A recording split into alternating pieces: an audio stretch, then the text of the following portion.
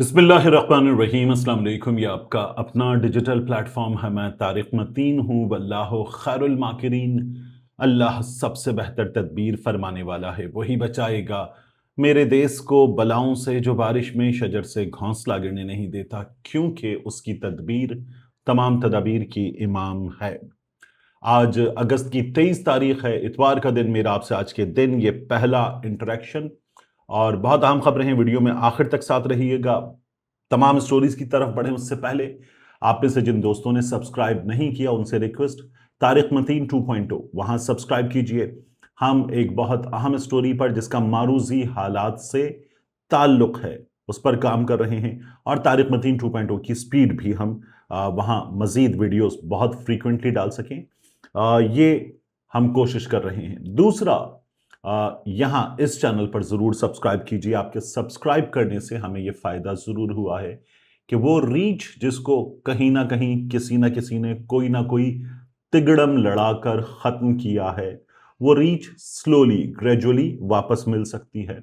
और मैंने आपसे रिक्वेस्ट की थी, तारिक मतीन जर्नलिस्ट मेरा टिकटॉक अकाउंट जो मैंने बनाया है, उसको भी सब्सक्राइब कीजिए। वहाँ हम न्यूज़ रिलेटेड मटेरियल ही पब्लिश करते हैं, बट ये एक मीडियम है और इस मीडियम पर होना ज़रूरी है। जब मैंने ये रियलाइज़ किया तो मैंने उस पर अकाउंट बनाया है, क्योंकि मैं वहाँ जो वल्गर तरीन कंटेंट है, उसकी वजह से इस बात के हक में हूँ। मैंने कल भी कहा था आपसे कि इस प्लेटफॉर्म को बंद कर देना बेहतर है, लेकिन जो आवाज़ उठाने का मामला है तो ज़रूर वहाँ हमें होना चाहिए, कनेक्ट करना चाहिए। Thank you very much. अब देखिए, इमरान खान साहब की जो अस्पताल मुंतकली है, उसके मामले में पाकिस्तान तहरीक इंसाफ, इस्टाब्लिशमेंट, शहबाज हुकूमत, इनके दरमियान क्या चल रहा है, बहुत अहम मामला है। इस पर मैं थोड़ा सा आगे जाकर बात करूंगा, लेकिन जस्टिस मंसूर अली शाह साहब, जो चीफ जस्टिस बनते बनते रह गए, उन्होंने आज डॉन अखबार में एक और कॉलम लिखा है। और अपने कॉलम में जस्टिस मंसूर अली शाह साहब जो हैं, उन्होंने कहा है कि हमारे यहाँ एक इंटरनेशनल कमर्शियल कोर्ट बनाई जा रही है, एक और अदालत बनाई जा रही है। उसकी तजवीज है, तो वो तजवीज अच्छी है, मगर इन हालात में, जिन हालात में हम हैं, कामयाब नहीं होगी। वो क्यों बताते? क्योंकि वो कहते हैं कि मसला इमारत का, बजट का, नए कानून का नहीं है, मसला है निज़ाम की बुनियाद। सबसे बड़ा मसला यह है कि अदलिया पर एतमाद नहीं है, अदलिया आज़ाद नहीं है।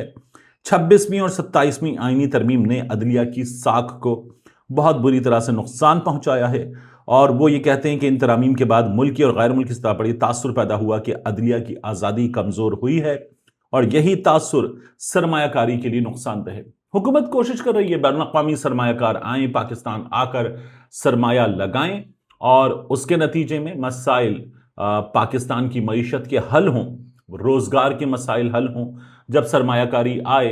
लेकिन सरमायाकारी आ नहीं रही। हिस्ट्री की लोएस्ट सरमायाकारी हमारे यहां इस वक्त है। हर चंद दिन के बाद यह शोर किया जाता है, बस सरमायाकारी आ रही है। लेकिन जहां SIFC बनाई गई थी, तब से अब तक जो 107 अरब गालिबन 2 साल का टारगेट था, उसको देख लीजिए, या उसके बाद के हालात देख लीजिए, तो उसका शायद अशरे अशीर भी नहीं आया है हमारे यहां सरमायाकारी की सूरत में। तो मंसूर अली शाह साहब ने आज अपने कॉलम में ये तमाम चीजें लिखी हैं। सवाल यह है मोहतरम मंसूर अली शाह साहब से कि आपने इस मुल्क में इमरान खान की हुकूमत जाने के बाद कई जगहों पर बाकायदा तौर पर जो काम आईनी कानूनी तौर पर होने थे, उनमें आपने रोड़े अटकाए, आपने खुद अटकाए। अब जब आप बहुत ज्यादा हाई मोरल ग्राउंड लेकर अदलिया की आजादी पर, पार्लियामान की जानिब से की गई चीजें जो गलत हैं उन पर, या ताकतवरों की जानिब से की गई गलत चीजों पर बात करते हैं, तो सीधा सीधा सवाल यह पैदा होता है कि हुजूर वाला, पहले आपने इस मुल्क में जो होने जा रहा था आईनी तौर पर, कानूनी तौर पर, और होना चाहिए था, उसको रोकने में आपने किरदार अदा किया था। आपकी बड़ी वाह आज भी हो जाती है, लेकिन जो आपसे शिकायतें हैं वो शिकायतें बरकरार रहेंगी। इस मुल्क की अदालत से जो शिकायतें हैं वो शिकायतें बरकरार रहेंगी। जो गलत करने वाला है, ताकतवर हाथ, वो तो गलत करेगा, वो ताकतवर है, लेकिन उस ताकतवर हाथ को रोकने का काम इस मुल्क की अदालत को करना था। इस मुल्क की अदालत ने नहीं किया, तो ताकतवर भी गलत और उसको लेजिटिमेसी देने वाली इस मुल्क की अदालतें भी गलत। اور اس ملک کی عدالتوں نے میری رائے میں بہت غلط کردار ادا کیا ہے۔ اور اب منصور علی شاہ صاحب جو بات کر رہے ہیں تو سر ٹو لیٹ والی بات ہے، too late, really too late. تو ٹھیک ہے، آپ کی رائے آ گئی، اس کو میں نے لوگوں کے سامنے رکھ دیا، لیکن ایسے ہوتا نہیں ہے۔ دوسرا، یہ جو نئے صوبوں کے معاملے پر میں نے آپ سے بات کی، عمران خان صاحب کے معاملے پر میں ابھی آتا ہوں۔ تو کیا ہوا ہے، میں آپ سے عرض کر رہا تھا، دیکھیے ایک شو ہوا محمد مالک صاحب کا، ویژن فار پاکستان، ڈیبیٹ ہوئی، تمام سیاستدان بیٹھے ہوئے، اس میں ان سیاستدانوں کے ساتھ کچھ تجزیہ کار بیٹھے ہوئے، اداروں کے لوگ بیٹھے ہوئے۔ اداروں سے مراد فوج نہیں، اداروں کے لوگوں سے مراد یہ کہ جو پارلیمانی جمہوریت پر چیک رکھنے والے ادارے ہیں، تھنک ٹینک ہیں، ان کے لوگ بیٹھے اور ڈیبیٹ کر رہے تھے کہ نئے صوبے بننا کیوں ضروری ہیں۔ اس میں اپنی اپنی صدائیں بلند ہو رہی تھیں، لوگ اپنی اپنی آراء دے رہے تھے۔ اس شو کے بارے میں ثناء اللہ بلوچ صاحب ٹویٹر پر آئے اور انہوں نے آ کر محمد مالک صاحب کو، جن کا شو تھا، ان کو ٹیگ کر کے کہا، مالک صاحب کی جانب سے مکالمے کے فروغ کے لیے یہ قابل تحسین کوشش ہے۔ غالباً مجھے بھی اسی پروگرام میں شرکت کے لیے مدعو کیا گیا تھا۔ 19 اگست کو ریکارڈنگ طے تھی، تاہم ایک رات پہلے مطلع کیا گیا کہ ثنا صاحب معذرت کے ساتھ۔ پھر انہوں نے ہیش ٹیگ ڈالا، بلوچستان اس پروگرام کا موضوع نہیں ہے۔ یعنی صوبوں پہ بات ہو رہی ہے اور ثناء اللہ بلوچ صاحب کہتے ہیں کہ انہیں چینل کی جانب سے بتایا گیا کہ بلوچستان موضوع نہیں ہے۔ پھر آگے وہ کہتے ہیں، مجھے کہا گیا کہ لہٰذا آپ کو چند ہفتوں بعد مدعو کیا جائے گا۔ ہمیں بخوبی اندازہ ہے کہ بلوچستان، سندھ اور خیبر پختونخوا کے، پنجاب کو انہوں نے نکال دیا، سیاسی، آئینی اور عوامی نقطہ نظر اور موقف کو دانستہ طور پر وفاقی سطح کے ذرائع ابلاغ اور خود ساختہ قومی میڈیا میں غیر اعلانیہ طور پر محدود کر دیا گیا ہے۔ ہمیں میڈیا سے وابستہ اپنے دوستوں کی مشکلات اور ان پر موجود ادارہ جاتی دباؤ کا بھی پورا ادراک ہے۔ ہمارا میڈیا آزاد نہیں ہے، ثناء اللہ بلوچ صاحب یہ بات سامنے رکھ رہے ہیں۔ تاہم حقیقی قومی مکالمہ اسی وقت ممکن ہے جب وفاق کی تمام اکائیوں کی آواز، سندھ کی آواز، پنجاب کی آواز، بلوچستان کی آواز، خیبر پختونخوا کی آواز، وفاق کی تمام اکائیوں کی آواز، موقف اور اختلاف رائے کو مساوی جگہ دی جائے۔ بلوچستان، سندھ اور خیبر پختونخوا کو خاموش رکھ کر، یعنی پنجاب کو انہوں نے مسلسل شامل نہیں کیا کہ پنجاب جو ہے وہ باقاعدہ محروم صوبوں میں شامل نہیں ہے، جنوبی پنجاب کا حصہ ہے۔ پھر وہ کہتے ہیں، خاموش رکھ کر کوئی بھی مکالمہ نہ تو مکمل قومی مکالمہ کہلا سکتا ہے اور نہ ہی اس سے وفاقی ہم آہنگی کو تقویت مل سکتی ہے۔ بات بالکل ٹھیک ہے۔ ایک سوال اور ہے، میں نے آپ سے پہلے بھی کہا، بار بار کہتا ہوں کہ نئے صوبے بننے چاہیے، یہ میری ذاتی رائے ہے اور میں اس پر بات کر سکتا ہوں، میں نے اس پر کچھ ریسرچ کر رکھی ہے، اور میں جو خاص طور پہ سندھ کے حالات سے واقف ہوں، انٹیریئر سندھ کی میری پیدائش ہے، کراچی میں پلا بڑھا ہوں، 13 برس میں نے لاہور میں گزارے، پنجاب سے کسی حد تک میں واقف ہوں، صحافت میرا شعبہ، تو میں کچھ چیزیں اگر جانتا ہوں تو میں یہ سمجھتا ہوں کہ نئے صوبے، مزید انتظامی یونٹس، کچھ اور نام دے دیے جائے، یہ مسائل کو کم کرنے میں مدد دے سکتے ہیں، لیکن اس طرح سے نہیں۔ یہ عوام کا مسئلہ ہے، عوام حل کریں گے، عوامی نمائندے حل کریں گے، عوام کے ووٹوں سے آنے والے حل کریں گے تو حل ہوگا۔ ابھی جس طرح سے یہ کوشش ہو رہی ہے اور نادیدہ ہاتھ یہ سب کچھ کروا رہا ہے، تو نادیدہ ہاتھ کے کرنے سے یہ مسائل حل نہیں ہوں گے۔ نادیدہ ہاتھ مسائل کی وجہ ہے، نادیدہ ہاتھ مسائل حل کرنے کی اگر خواہش رکھتا ہے تو بھی ایسے مسائل حل نہیں ہوں گے، اور ان کے بنانے سے، ایک زبردستی کرنے سے نئے صوبے شاید بن جائیں گے، لیکن کیا مسئلہ کہ عوام کے مسائل حل ہو جائے گا؟ نہیں ہوگا۔ میں دوبارہ کہتا ہوں، نادیدہ ہاتھ اگر صوبے بنائے گا تو مسائل حل نہیں ہوں گے، مسئلہ حل نہیں ہوگا، کیونکہ ابھی اس وقت موجودہ حالات میں کون کتنا با اختیار ہے۔ آپ ابھی مزید صوبے بنا لیں گے تو با اختیار ہوں گے، عوام با اختیار ہوں گے، حکام با اختیار ہوں گے، گورننس اور مینجمنٹ آسان ہوگی، یہی بات کر رہے ہیں۔ تو ابھی کون کتنا با اختیار ہے؟ کیا وزیر اعظم اس ملک میں با اختیار ہے؟ کیا اس ملک میں صوبائی حکومتیں با اختیار ہیں؟ کیا اس ملک میں ٹیلی ویژن پروگرامز میں بیٹھ کر ندیم افضل چند کہتے نہیں ہیں کہ اب ہمیں اس حکومت سے الگ ہونے کی اجازت ہے؟ اب اجازت ہے۔ جو جماعت حکومت میں ہے، جن کی 2 صوبوں میں حکومت ہے، جن کے گورنرز ہیں، جن کا صدر ہے، جو باقاعدہ طور پر اس حکومت کے لیے جب بھی اہم ترین قانون سازی ہو تو اپنے ووٹ کے ساتھ ہاتھ اٹھا کر حاضر ہوتے، کیا وہ یہ باتیں کریں کہ اب ہمیں اجازت ہے، تو یہ آزادی ہے، یہ اختیار ہے، اسے آپ جمہوریت کہیں گے؟ تو اسی طرح سے آپ نئے صوبے بنا دیں۔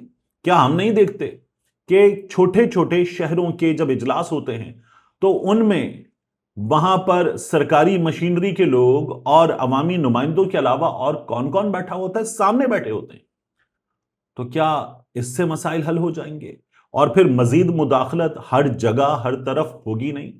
تو ایسے مسئلہ جس طرح سے حل کرنے کی کوشش کی جا رہی ہے، اس طرح سے مسئلہ حل نہیں ہوگا۔ مسئلہ عوام کا ہے، عوام حل کریں گے، of the people, for the people, by the people. تو ایسے حل ہوگا تو مسئلہ حل ہوگا، بگرنہ ہمیں آپ کی نیت پہ شک نہیں ہے، بالکل نہیں ہے۔ آپ بھی بھلا چاہتے ہوں گے جس طرح ہم بھلا چاہتے ہیں، لیکن اگر جن کا کام ہے ان کو نہیں کرنے دیں گے تو مسئلہ حل نہیں ہوگا۔ اتنی سی گزارش ہے۔ آخری چیز، عمران خان صاحب کی اسپتال منتقلی کا معاملہ، اس میں شہباز حکومت کے ساتھ کیا ہوا ہے؟ دیکھیے، اب پتہ یہ چل رہا ہے کہ محسن نقوی صاحب ابھی کوئی 10-11 دن پہلے گئے بیرسٹر گوہر صاحب کے گھر پر، اور وہاں اظہار تعزیت جب فرمایا انہوں نے ان کی والدہ کی وفات پر، تو محسن نقوی صاحب نے وہاں پر بیرسٹر گوہر کی باتیں سنی اور انہوں نے بتایا کہ عمران خان صاحب شدید علیل ہیں اور عمران خان صاحب کے کچھ ایشوز ہیں جن کی وجہ سے عمران خان صاحب اپنا جو چیک اپ وغیرہ ہے اس سے کچھ چیزوں سے یہ چاہتے ہیں کہ کچھ کلیئرٹی آئے۔ اور عمران خان صاحب نے جو ابھی بھی بات کی تھی کہ یہ مجھے مرسی کی طرح مارنا چاہتے ہیں، تو کیا کہیں ان کی خوراک میں کسی معاملے میں کچھ ایسا تو نہیں کیا جا رہا کہ جو عمران خان صاحب کی چیزیں بگاڑ دے؟ یعنی عمران خان صاحب نے یہ تو ضرور کہا، پتہ چل رہا ہے کہ بلڈ پریشر شوٹ کرتا ہے، ابھی بھی نارمل تھا لیکن شوٹ کرتا ہے اور پلپٹیشن فیل ہوتی ہے، تو کیا کچھ کیا تو نہیں جا رہا؟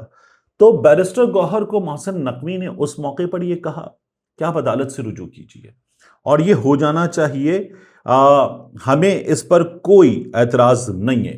اب محسن نقوی صاحب جو ہیں وہ اس حکومت کے نمائندے تو نہیں ہیں، وہ کسی اور کے نمائندے ہیں، اور انہوں نے یہ کہا کہ اگر عدالت حکم دے دے گی تو ہمیں پرابلم نہیں ہے۔ پھر عدالت نے حکم دے دیا، عدالت نے بڑا کلیئر حکم دے دیا کہ شفا انٹرنیشنل۔ جب یہ ہو گیا تو پھر عمران خان صاحب کو وہیں منتقل کرنے کے لیے لے جا رہے تھے۔ اب کہا یہ جا رہا ہے کہ محسن نقوی صاحب کو اس بارے میں نہیں پتا تھا کہ آخر میں رستہ بدل دیا جائے گا۔ محسن نقوی صاحب شفا انٹرنیشنل کے حوالے سے کلیئر تھے کہ عمران خان صاحب وہاں لے جائے جائیں گے، وہاں رکھے جائیں گے، لیکن یہ نہیں ہوا۔ اور اس کے بعد پاکستان تحریک انصاف والوں نے، کیونکہ محسن نقوی صاحب کے حوالے سے انہیں کلیئر تھا کہ محسن نقوی صاحب اوپر بھی غالباً بات کر چکے ہیں، تو وہ روڑے اٹکانے والوں میں شامل نہیں تھے۔ روڑے اٹکائے گئے نون لیگ کی 2 سے 3 شخصیات کی جانب سے اور ان کی ضد پوری کی گئی، تو اس لیے پاکستان تحریک انصاف والوں نے محسن نقوی صاحب کو نہیں شامل کیا یہاں پر، کہ محسن نقوی صاحب جو ہیں وہ فریقوں میں ہوتے۔ توہین عدالت کی درخواست میں ان پر بھی الزام ہوتا کہ محسن نقوی نے توہین عدالت کی، یہ نہیں کیا پاکستان تحریک انصاف نے۔ پاکستان تحریک انصاف کا ورکر نہیں مان رہا اس بات کو، جو بات پارٹی نے کی ہے ڈاکٹر عظمیٰ خان صاحبہ کی درخواست میں ہے، اس کو ورکر نہیں مان رہا۔